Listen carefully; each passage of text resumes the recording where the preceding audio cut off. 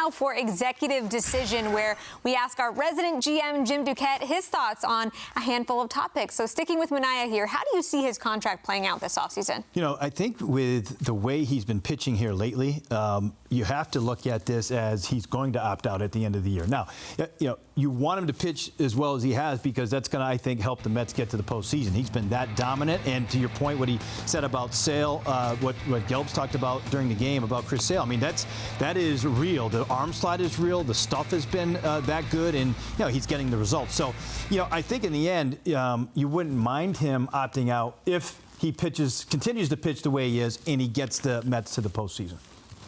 Jim, the Mets' top prospect, Jett Williams, is just starting to swing a bat after missing most of the year because of wrist surgery.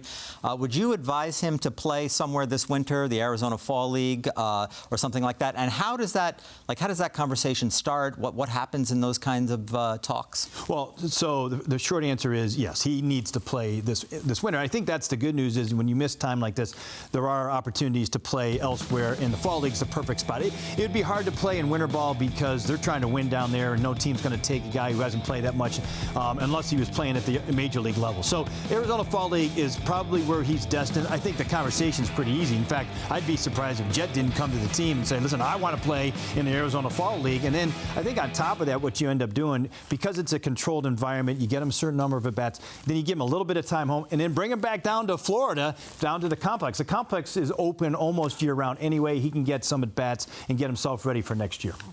All right.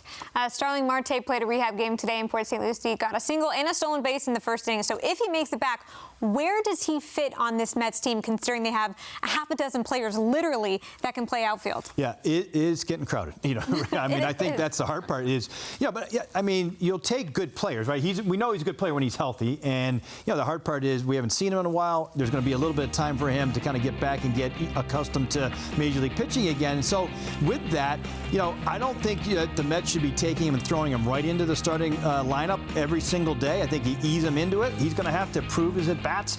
If he proves his at-bats, you know, he's shown he can be a force. He gives you that power and speed combination, all of that. So, you know, I think that it might cut into Taylor's at-bats in the beginning, and, you know, we'll see what ends up happening there. But I think it'll end up being a good problem with the thought that he can stay healthy, because if he's healthy, we know he's a good player.